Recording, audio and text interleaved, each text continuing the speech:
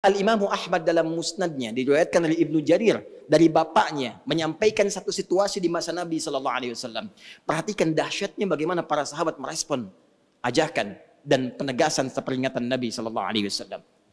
Satu kali dalam keadaan kunna fi ahdi Rasulullah Sallallahu Alaihi Wasallam, kami pada saat di masa Nabi bersama Rasulullah Sallallahu Alaihi Wasallam sedang duduk-duduk, tiba kemudian datanglah satu rombongan yang mengenakan penampilan yang sangat istimewa.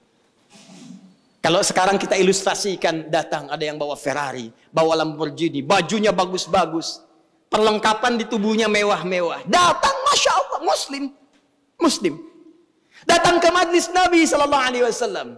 Tiba kemudian Nabi bangkit, menyampaikan ayat-ayat Al-Quran, dibuka dengan kalimat taqwa, ya ayyuhalladzina amanu taqullaha haqqa tuqatih wa la tamutunna illa wa antum muslimun.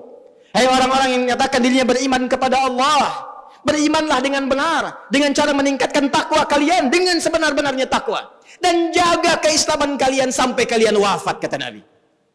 Yang paling menarik, selanjutnya dibacakanlah ayat tadi, Quran surah ke-58, surah ke-59 Al-Hasyr, di ayat ke-18 tadi. Ya ayyuhalladzina amanu taqullaha wal ta'udhur nafsum ma qaddamat lighad wattaqullaha innallaha khabirum bima ta'malun. Hei orang-orang telah merasakan dirinya beriman, menyatakan dirinya beriman kepada Allah, yang ada di majlisku saat ini, kata Nabi. Hei yang datang rombongan dengan kekayaan dunianya, dengan tampilan yang mewah-mewahnya, dan kalian yang hadir semua di sini, kata Nabi, tingkatkan takwa kalian kepada Allah. Bayangkan kalau besok terjadi kiamat atau kalian wafat pada hari ini.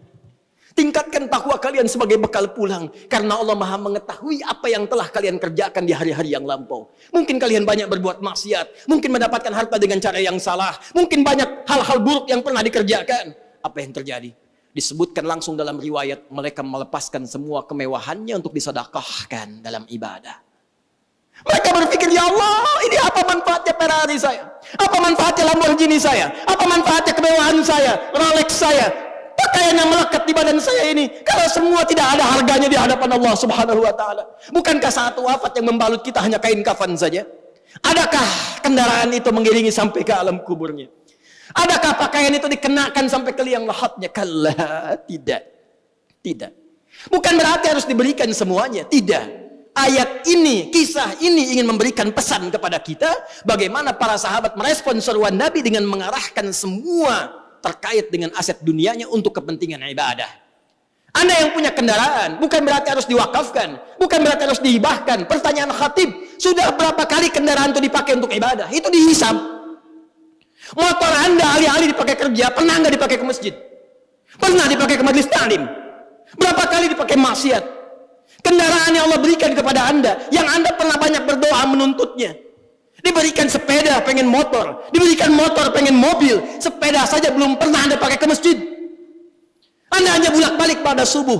Bontonkah itu? Sepeda yang lainkah? Hanya Anda pamerkan, olahraga saja, untuk mengejar dunia saja. Anda sehat, betul. Tapi apakah hisab Anda sehat di hadapan Allah di hari kiamat nanti? Pakai sekali-kali untuk salat subuh. Pakai sekali-kali untuk ke masjid. Sehingga ketika Allah bertanya kepada Anda, apa yang Anda gunakan dengan sepeda yang aku titipkan dulu? Anda bisa berkata dengan bangga, ya Allah, hamba pernah gunakan itu dalam menunaikan sholat subuh kepadamu. Itu poinnya. Itu maksudnya. Tahukah Anda, Imam Muslim menambahkan dari hadis riwayat Syu'bah radhiyallahu ta'ala anhu, ketika itu terjadi, tiba kemudian seorang kakek buta dengan penampilan yang sangat sederhana. Dan hampir saja kebutaannya menjadikan beliau lemah dalam beraktivitas. Tiba mendengar dan melihat peristiwa itu, beliau kembali ke rumahnya, bahkan memberikan apa yang ada di rumahnya untuk memberikan contoh ibadah dalam rangka bersedekah kepada Allah Subhanahu wa Ta'ala.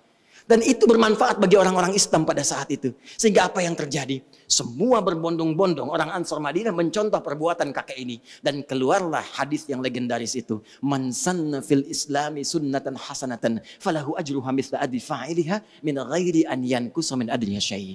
Siapa yang menjadi pionir dalam mencontohkan sebuah kebaikan, membudayakan kebaikan, ditiru oleh orang lain, maka dia mendapatkan pahala mengalir terus dari orang-orang yang menirunya, orang-orang yang mengikutinya tanpa dikurangi sedikit pun.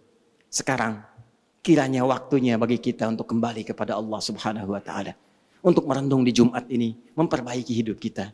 Jangan-jangan memang waktunya bagi kita untuk pulang. Kalau bukan esok, mungkin hari ini kita kembali. Apakah kita termasuk dalam hamba yang diridhai?